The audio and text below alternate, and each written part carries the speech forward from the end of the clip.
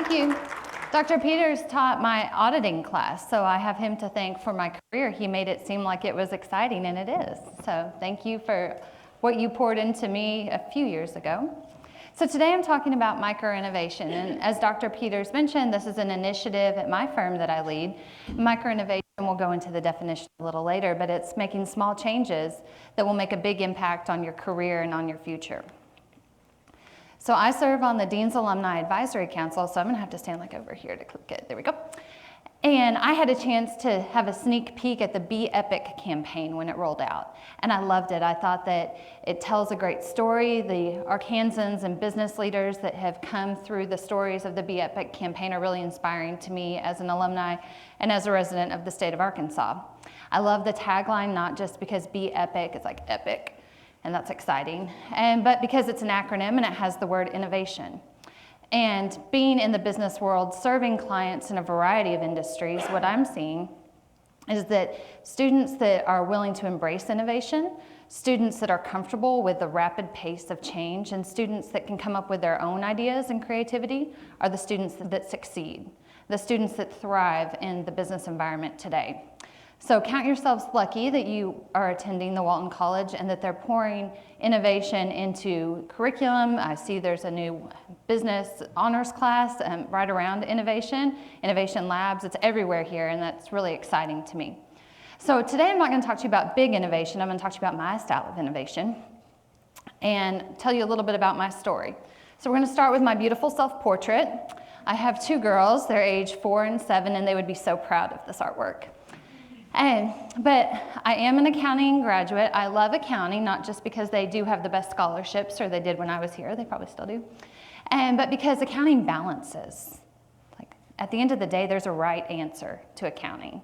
And at the end of the day, I fill out a checklist and I fill out programs with different steps, and I know that I've gotten to the right answer, that we have accurately reported on financial statements. But as I entered the business world, and grown-up life, I discovered that when I'm juggling my home life, my husband, my 2 kids, my dog, and my extended friends and family, and my work life, there is no check number.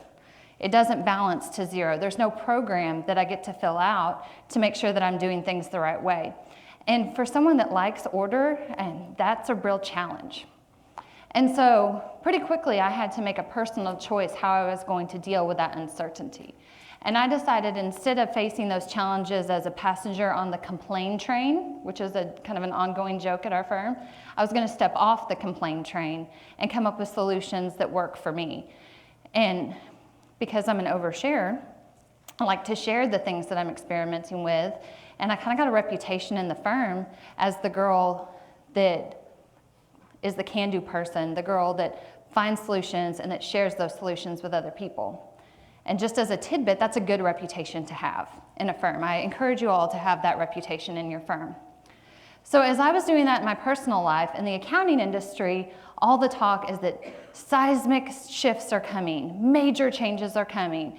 The impact of technology and the demands that our clients put on us is going to change the way that I do my job and all of my colleagues do our job in the very near future. And so working at a large regional firm, our firm put a partner in charge of innovation. That partner is not me. That partner is Jason Schultz. He sits in our Tulsa office, and his brain works in ways that my brain does not work in. And he's great to be around, but he invited me to come with him and take a piece of his project that is not about the technology side, but is about the culture side, about preparing the hearts and the minds and the work lives of our colleagues to be able to keep up with these rapid changes that are coming, which is really exciting for me because it's taking my natural skills and my natural talents, the way that I've been building my career, and applying it in an initiative that's going to move my firm forward and help the lives of my colleagues. So when we talked about microinnovation, we had to put some boundaries around what do we mean? What am I in charge of? So what microinnovation means for us is that it's something that an individual has the authority to do themselves. You can make the micro change yourself. You don't need to fill out a form. There's no microinnovation committee, which when you get into the corporate world, be happy when you deal with something that has no committee. And there are no resources at the firm level allocated to microinnovation. So accountants keep timesheets. If you're an accounting major, We can talk about timesheets later, that's an offline discussion, but there's no charge code for microinnovation. There's no budget line for microinnovation dollars. And I'm happy to say there's some interesting research that scarcity of resources actually leads to great innovation. I've seen it in practice, but for it to be micro, no firm resources are going to be put into it, and you have to have the ability to pivot. And what I mean by that is that when you're making a micro-innovation change, it's something that if you find it's not working, you can just turn around, pretend like it didn't happen, click the undo button, and try something else. Micro-innovations are not burn the ships type innovations. Those exist, but that's not what I'm in charge of, and that's not the way that I've been implementing innovation in my life. So, when we are trying to encourage our people to get started on micro-innovation, they need a starting point of what am I supposed to micro-innovate about? So let me give you a tip. You can get out your pencils because I want you to think of a challenge that you might want to micro-innovate around. So start here with something that's frustrating. What's some task that you have to deal with or something in your life that every time you deal with it, you're like, this is not working. There has got to be a better way. Or it's something that you're bored about. Something that is just not fun, you don't want to deal with it anymore. Those are the opportunities that are ripe for micro-innovation. That by making little tweaks, little changes, a different approach, you could get such a better result. And you might wonder, why do we care so much that our people are making itty-bitty, teeny-tiny changes about things that annoy them? Well, if you get in the mindset of every time that you encounter a challenge, instead of dwelling on it, you move forward, that just brings up everybody's morale, it brings up our productivity, and it allows us to be ready to embrace the big changes that are coming. I want to tell you a story about micro-innovation that started a long time ago. I think it was 2007, so some of you were in elementary school, but this is burned in my brain. I will never forget it. This is a GL download. You may not know what that is unless you're an accounting student. I will tell you. So when you go to audit a company, you get a dump of data out of their accounting software, and it basically lists every transaction that has been recorded in their general ledger. And a lot of the systems dump it out like this, where the account name and the number are not associated with each record. And in order to do the analysis that auditors need to do on the data, I have to know which account that transaction related to. So as a couple years out of school staff, I had a great way to clean up this data. I copied and I copied wasted and so and much time for 8 hours to get the data in a format just so I could use it. I was just scrubbing the data. It took 8 hours for one client, one time. The next year, the same client, I had moved up a little. I had an intern assigned, okay? And you'll learn delegation is a really cool thing to harness as a slightly experienced staff. And so I said, dear intern, I have a great project for you. This data has to be scrubbed. It took me 8 hours. I'm an amazing auditor. It'll probably take you 10 to 12 hours because I'm so cool. Girl, put in your headphones. You sit in there, you get it done, and let me know when it's ready. And she very kindly smiled and walked away. And I got to doing some other work, and she came back 15 minutes later. That's a 1-5, friends. And she said, okay, I got it done. Okay, we must have a misunderstanding, sweet child. Let me come see what you've messed up in my file. And I came behind her computer, and she showed me that sure enough, it was ready for my analysis. 15 minutes, she was done. And having been served my piece of humble pie for the day, I said, all right, what'd you do? Tell me the secret, what happened? And she said, well, I sat down, and I tried to do it the way you told me to do it, and I knew there was a better way. So I Googled it. She didn't tell me how many times she had to Google or how many things she tried, but in 15 minutes, she tried my way, which was a time waster. She came up with her own way, and she got to the same result, 8 hours to 15 minutes. Why is that burned in my brain? Because it's a good reminder that anytime I'm delegating, I have to trust that people can micro-innovate. They can come up with their own way to achieve the same or better result. And I encourage you, because you're going into the workplace, to have the confidence to know that you don't have to do it exactly the way someone teaches it to you. Make sure you understand the goal. Make sure that you understand the parameters that you're working in. Like we said, you have to have the authority to change what you're doing on your own. But be bold. You can make an impact. I remember that intern's name. It's Whitney Key. I had to creep her on LinkedIn and see what she was up to. I'll never forget that. So that's just a great example of micro-innovation that happened a long time ago that sticks with me today. Okay, so when you have identified this issue that you want to micro-innovate, and you're ready to start trying some things, what are some tactical ideas of how to come up with different ways you're going to approach it? So we like making lists, and there's 2 ways to make some good lists to come up with solutions. 1, set yourself a timer, 5 minutes, 10 minutes, to list as many potential different approaches as possible. Or I'm going to set 20 different approaches. Make a list of 20, see how long that takes. Then throw out most of them, pick a few that seem to stick and try them out. Another way that works for some people is called mind mapping. This is a visual representation. If you've ever seen like the crazy boards with the circles and the lines, the connections between ideas, mind mapping is a great way to take your problem and flip it and look at it in a visual way to come up with a new solution. Changing perspective is one that I use often in my parenting life. So if I'm trying to do something and it's not working, which happens from time to time because I have wonderful, strong-willed daughters, sometimes I have to change my perspective and I have to put myself in their shoes and think about what they need. And when I put myself in their shoes, sometimes I do get the result I need, sometimes. We also should all borrow ideas, right? Because just because I didn't come up with it from scratch doesn't mean it's not innovative in my life. As I'm working on the micro-innovation initiative at Hogan Taylor, I'm not just looking at what other accounting firms are doing. Because honestly, we're not all doing an amazing job, right? I want to see what Google's doing. What's Walmart doing? What are industries that aren't even business? You know, what's happening in the art world? What's happening in music? You can get great ideas that have been tried and tested by other people, save yourself that learning curve and put it into place in your own business, in your own career, in your own life. The goal with all of this is coming up with experiments. And experiments is a word I steal from Jason, the partner in charge of innovation, because it puts into play this idea that some of what you try is not going to work. Not every experiment is successful. But it goes back to our theme of being able to pivot. So you're going to try things out, try to solve your problem. If it doesn't work, try something else. I mean, it really wants me to be close. Okay.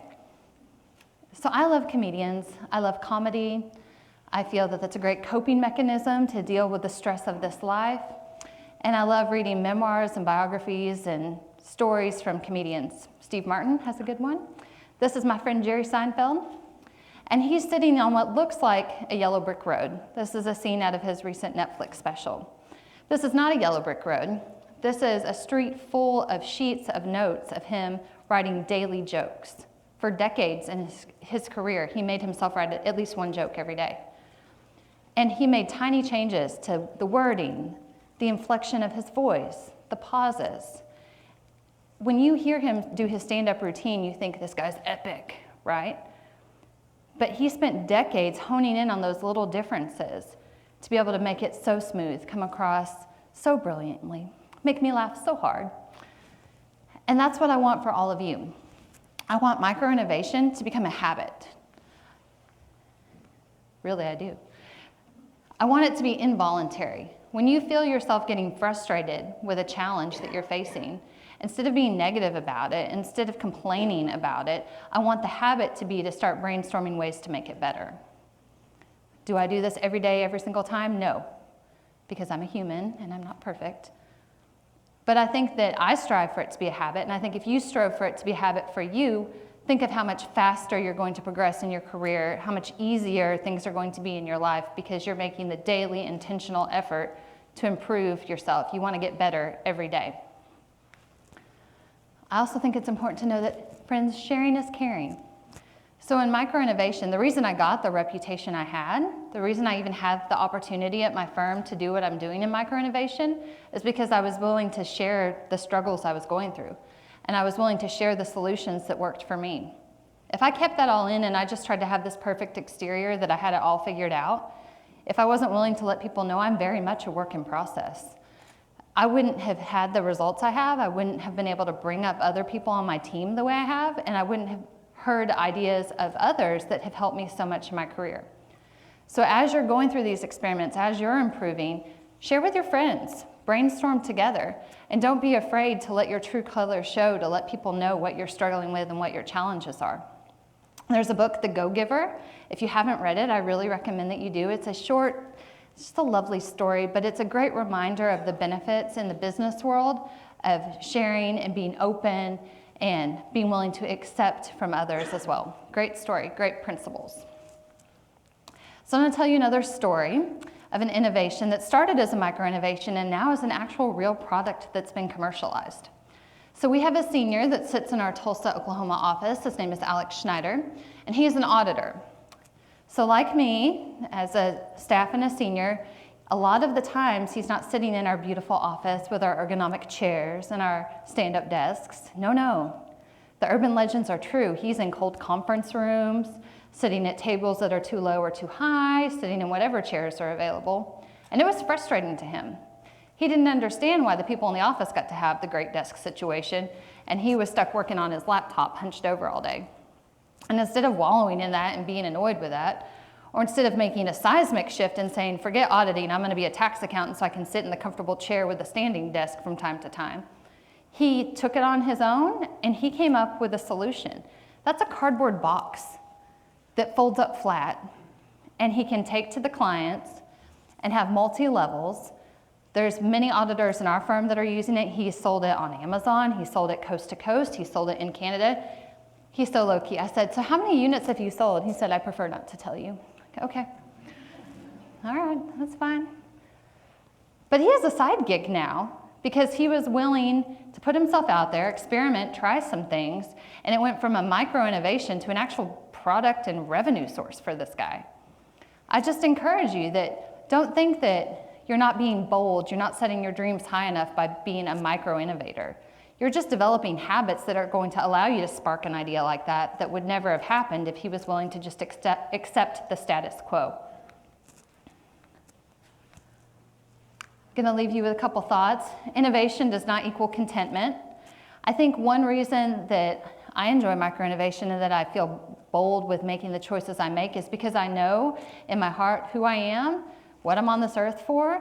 I am confident in that. I'm not afraid of making mistakes because I know that doesn't change my value as a human. And so that's maybe another talk for another day, but I think it's important to come from a place of confidence and contentment, to have joy no matter what your situation, so that you have the confidence to be an innovator. Okay, so friends, you are capable of micro-innovation. Hopefully, as I've been talking, you've come up with an idea of something that's bothering you, that's annoying you, and you want to make it better. So you have the authority to change that thing. You have the resources, even if they're zero, to try a different approach. And you're not going to go crazy. You're just going to do something small that if it doesn't work, you can pivot and try something else. As Walton College students, you are going to be epic. I am going to be epic. I am still writing my story. And my story is going to come through micro-innovation. I hope yours does too. Thank you.